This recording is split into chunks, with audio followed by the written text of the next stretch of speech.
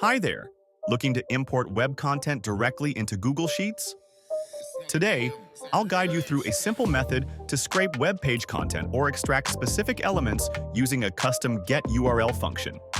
In this tutorial, you'll learn how to set up the GETURL function in Google Sheets, extract titles, headings, or meta descriptions from web pages, and customize the function to suit your data extraction needs. Before we begin, ensure that scraping the target website complies with its terms of service. Unauthorized data extraction may have legal implications, so always verify permissions before scraping. Start by opening your Google Sheet and accessing the app's script editor from the Extensions menu. Remove any existing code, paste the GETURL function script from the video description, save it, and authorize the required permissions. Once set up, simply enter a website URL in a cell to extract its content.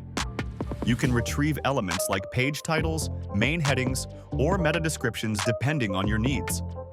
The function also allows for customization, letting you limit character output, follow or ignore redirects, set retry attempts, and even define a custom user agent for requests.